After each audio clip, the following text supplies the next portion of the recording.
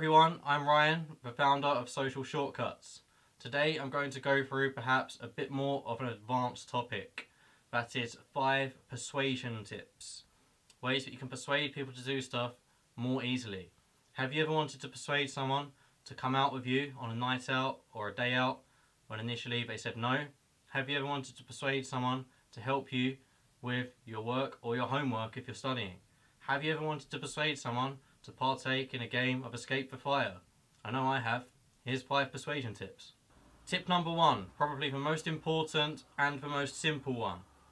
This is really important if you're trying to sell stuff, as are all of them, but this one especially. Tip number 1 is to make sure that you list reasons to do what you're trying to persuade them to do that appeal to their self-interest. The reasons should be things that are benefits to them, not benefits to yourself. So if you wanted to persuade someone to come with you on a night out, what you would not do is say to them something like, "Oh, but I really want you to come," or "Oh, but it's Friday." What you would do is you'd list reasons why they might want to come out. This person is coming out who they fancy or who they like or they haven't seen in ages. We're going to this place which they really like. It's going to be so fun. I'll buy you a drink. Something like that. Something which appeals to their self-interest. Perhaps you're a student and you're lazy or you're not good at your studies, so you want to use social shortcuts instead. In this case, you might try and persuade someone to do your homework for you by saying something like, "Oh, this will really help you with your own studies," or "Oh, we'll also get to hang out. It'll be really fun. We can hang out whilst you help me." What you would not say is, "Oh, but I need it done by tomorrow," or "I really want you to." Saying something that is sort of an emotional thing in your self-interest, like "I really want you to," sometimes is in their self-interest if part of their self-interest is that they want to make you happy. Remember, with all of this, don't be evil. If you're trying to persuade someone to do something, in terms of ethics, in terms of morals, I think it should be something which actually is also a benefit for them. It's just something that they can't necessarily see yet. It's much easier to get someone to do something if it is actually of benefit, of use to them, and helpful to them, like our coaching. So make sure to list things that appeal to their self-interest, not to your own self-interest, and not totally irrelevant reasons. That's tip 1, the most important one. Tip 2 is to take a half victory and run with it. This is something that's really commonly done by promoters who work on the street and street hustlers, kind of people who might sell you sunglasses if you go on holiday or something. So basically, you're trying to persuade someone to do something. The second that they give any kind of inclination that they're not sure, they're sort of thinking about doing it, you start to take actions towards what you're doing. At this point, when they're half sure, you start to make it easy for them and physically take the situation in a way that leads towards a 100% decision. So for example, if you are at a bar and you want to go to the next bar and they want to stay there, you might say to them, "Okay, let's go to the next bar, list some benefits, things that are of their self-interest," like in tip 1. But they say, "Actually, this one thing about it is good." And at that point you say, "Okay, great." You assume that they said yes, basically. You say, "Okay, great." You grab your coat, get out of your chair and start walking away. This will not work if they can see what you're doing, so be subtle, or if they try to drag the situation back after you've started doing this and they say, "No, wait, I don't want to go." In which case, they were probably 100% towards no anyway, or you weren't subtle enough. So another example of this is someone might be trying to sell you something on the street. Be careful of this, by the way. You don't want to get robbed. This is another way to get robbed sometimes if you're not sharp enough.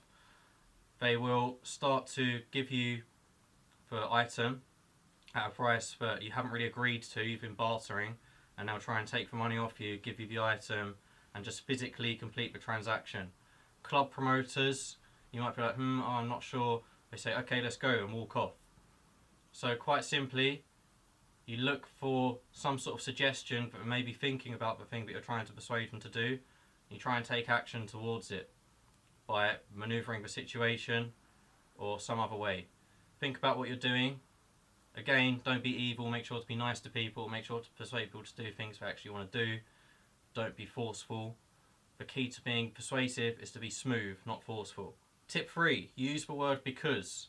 Studies have shown that if you use the word because, people are more likely to be persuaded towards doing whatever you're trying to get them to do, even if the reason you give afterwards doesn't really even make sense. There's one study I remember where a guy was experimenting with asking people to give up their seats on public transport, and he did 3 different things. The first thing was that he simply just asked them, "Can I have your seat?" Nearly everyone said no, of course. The second thing he did was say, "Can I have your seat because I've hurt my leg?" He had a much higher success rate. The third thing, this is where it gets interesting, is he gave them a nonsense reason. I can't remember exactly what it was, but it was something like, "Excuse me, do you mind if I take your seat because I'm wearing a red shirt?"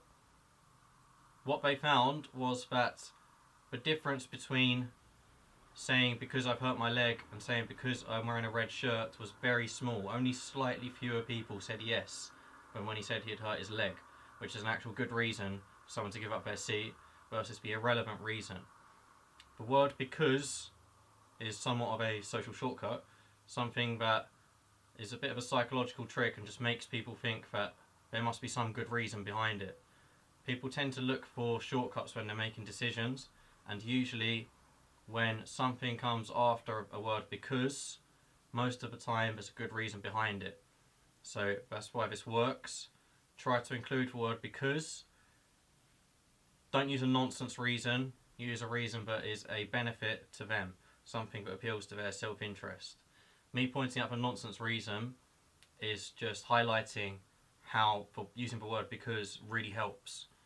But ideally you want to use several things working in your favour at once, not just one on its own. So try to use all 5 of these tips at the same time if you can. By the end of this video, you'll be a lot more persuasive if you can do it subtly and smoothly. Tip 4, build a yes ladder. This is really commonly used in sales.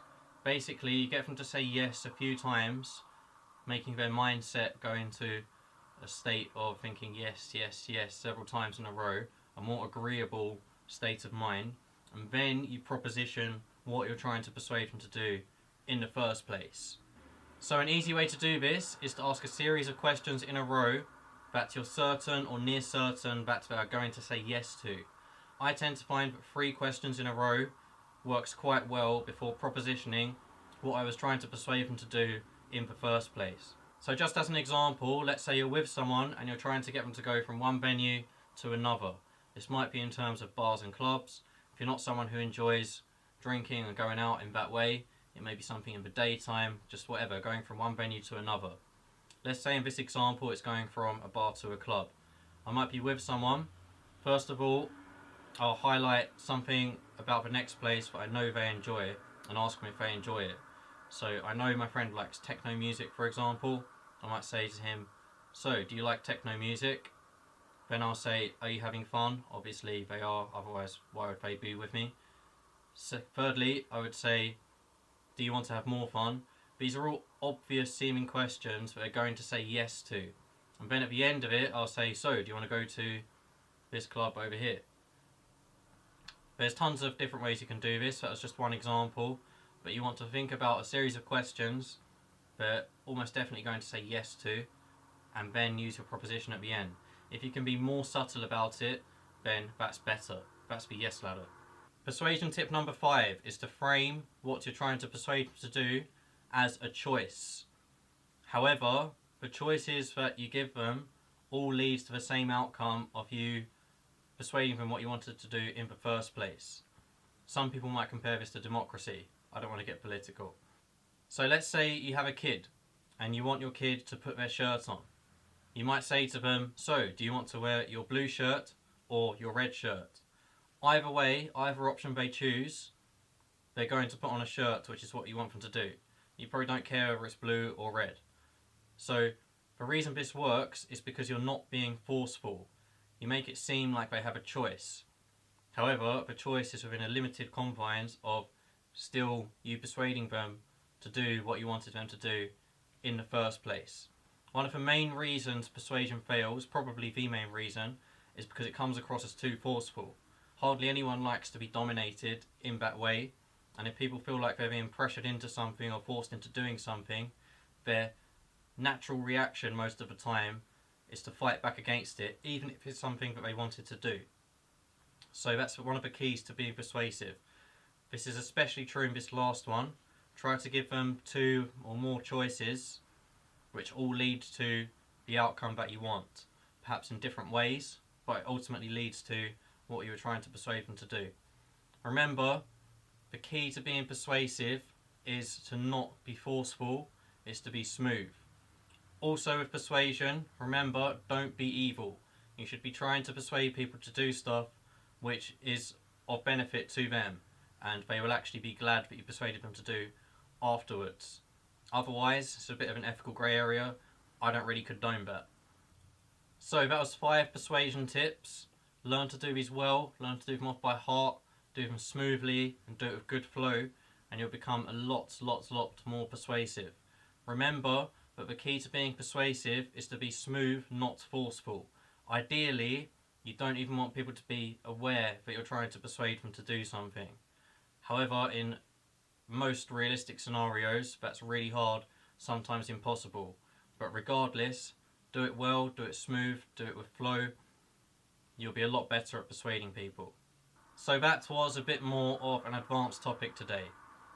If you're still having trouble with basic things, like you're super anxious in social situations, or you run out of stuff to say, or you're not coming across as too interesting, I probably wouldn't work on this unless you've already got the basics sorted first. However, whichever stage you're in of your learning process, your development, your progress, these are all things that we can help you with our coaching. So please get in contact if that's something you're interested in. We offer free trial sessions. So that was it. Thanks for watching, everyone. 5 tips on being more persuasive. I'm Ryan, founder of Social Shortcuts. In the comments, challenge for you guys. Try to persuade me to do stuff. If you do it really well, who knows, might just end up doing it. Hope I don't end up jumping off a cliff. Hope to see you again. See you soon.